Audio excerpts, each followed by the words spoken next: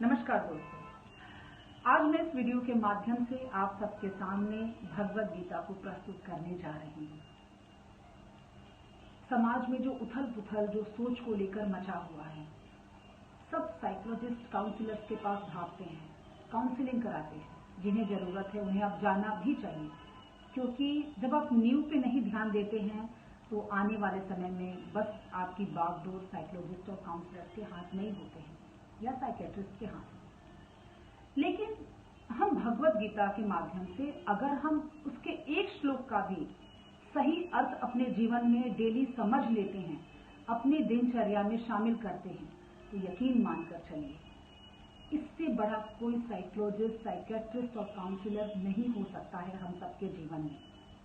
लेकिन तभी जब हम इन ग्रंथों को समझकर पढ़ेंगे, ना कि रटेंगे, और ना कि उसके एक अध्याय या एक श्लोक को पढ़कर ये सोचेंगे कि हमने धर्म कर लिया, बस यहीं से समापन हो गया। ये हमें आर्ट ऑफ लिविंग सिखाता है।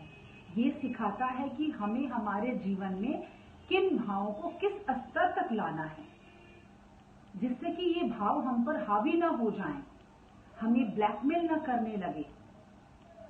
इन सब पुराणों के माध्यम से हमारा जीवन सही रास्ते पर रहता है। लेकिन अफसोस कि हमारे घरों में एक कोने में इन सब पुराणों को रख दिए जाते हैं और केवल ओकेजनली निकाला जाता है। जैसे कोई घर में कोई ओकेजन रहेगा, कोई धार्मिक ओकेजन, तो उस वक्त निकाला जाता है, और नहीं तो जब कोई स्त्री मां बनने वाली होती है तो उसे अचानक से दे दिया जाता है कि इसे पढ़ो 9 महीने तक, बच्चा अच्छा होगा, अच्छी सोच वाला होगा। लेकिन उसके बाद ये भूल क्यों जाते हैं कि बच्चा जब से जन्म लेता है, जब से अपना होश संभालता है, तब से उसकी जरूरत है भगवद गीता। कहने का मतलब है कि हमारे जीवन का आरंभ भी भगवद गीता है, अंत भी है। इसलिए नहीं कि ये धार्मिक ग्रंथ है, इसलिए कि इसमें हमारे जीवन जीने की सही कला दी हुई है। और आप निश्चिंत रहिए, मैं इस वीडियो के माध्यम से कोई आपको धार्मिक प्रवचन नहीं देने वाली हूं। मैंने वीडियो इसीलिए बनाया है कि मैं प्रत्येक श्लोक का डेली एपिसोड बनाकर आपके जीवन के साथ उसका तालमेल बिठाऊंगी। यही सोच के साथ, इसी सोच के साथ मैंने इस सीरीज को स्टार्ट किया है। और मैं आपको कहीं ये पढ़ाकर या ऐसा कुछ नहीं बोलने वाली हूँ कि भगवद गीता के पाठ से आपको स्वर्ग ले जाऊंगी, ऐसा कुछ नहीं होने वाला है। लेकिन हाँ, एक बात की गारंटी मैं जरूर लूंगी कि आप जहां रह रहे हो, आपका व्यक्तित्व, आपका समाज, आपकी सोच जरूर स्वर्ग बन जाएगा। क्योंकि कहाँ क्या है इसकी तो गारंटी मैं नहीं ले सकती, लेकिन हाँ, अगर आपका व्यक्तित्व स्वर्ग बनता है, आपकी सोच सही बन जाती है, तो फिर आप जहां जाओगे वहीं स्वर्ग है। तो इसी सोच के साथ मैंने ये एपिसोड शुरू किया है, और आप सब कमेंट करके जरूर बताइएगा। तो चलिए शुरू करती हूँ। धर्म क्षेत्रे कुरुक्षेत्रे संवेतायुयुत्सव मामकाः पांडवाश्चैव किं कुर्वत संजय। ये भगवद गीता का पहला श्लोक है, जिसमें धृतराष्ट्र ने संजय से पूछा है कि युद्ध भूमि का हाल बताओ, कुरुपुत्र और पांडव पुत्र क्या कर रहे हैं, इसके बारे में बताओ। धृतराष्ट्र जो जन्म से अंधे थे, लेकिन यकीन मान के रखिए, वो मन से और मस्तिष्क से अंधे नहीं थे। वो जानते थे कि उन्होंने छल किया है, इस युद्ध में जीतना उनके लिए आसान नहीं है। ये जानते हुए उन्होंने अपने 100 पुत्रों को दांव पे लगाया है। और ये बात दर्शाता है कि ये स्वार्थी व्यक्ति ही कर सकता है, क्योंकि जो व्यक्ति जानेगा कि हमारे पुत्र भी इस आहुति में आ सकते हैं मेरे स्वार्थ की वजह से, तो वो उस स्वार्थ को छोड़ देगा।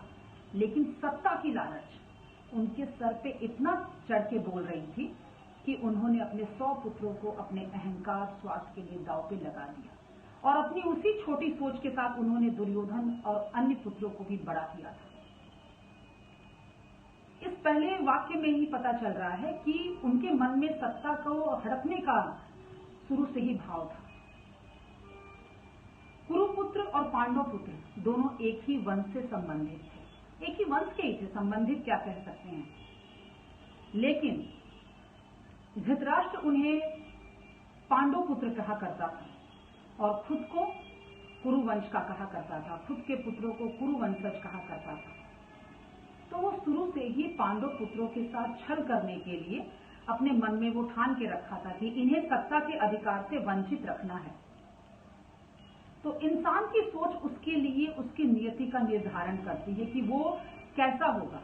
अब मान लीजिए आपने डर और शंका क्यों आएगी, आप क्यों बार बार पूछोगे कि वहां पे क्या हो रहा है बताओ, क्यों हो रहा है बताओ।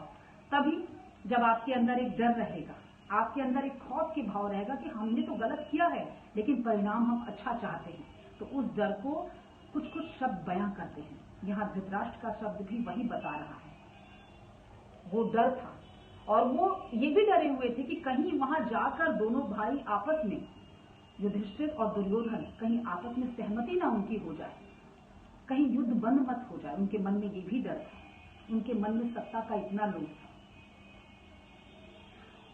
पहली बात कि शारीरिक कुपोषण से कहीं ज्यादा इंसान का मानसिक कुपोषण मायने रखता है। इंसान शारीरिक दृष्टि से कैसा है इससे किसी इंसान के व्यक्तित्व का फैसला नहीं होता है, लेकिन अगर वो दिमागी तौर पे कुपोषित हो, उसके दिमाग में छोटी सोच बैठ जाए, तो ऐसे व्यक्ति को अगर हम घर का मुखिया या राजा बना देते हैं तो वो सबको एक साथ ले डूबेगा। वो अपने पुत्र पुत्री किसी को नहीं देखेगा, केवल बर्बादी को आपके दरवाजे तक दस्तक दे देगा। तो इस बात पर जरूर ध्यान दीजिएगा। शारीरिक कुपोषण से कहीं ज्यादा मायने रखता है मानसिक कुपोषण। तो घर का मुखिया या घर की बागडोर उसी के हाथ में दीजिए जिसका व्यक्तित्व प्रखर हो, जिसकी सोच अच्छी हो, क्योंकि एक बुरी सोच वाला व्यक्ति ना जाने किस किस को दांव पे लगा देगा।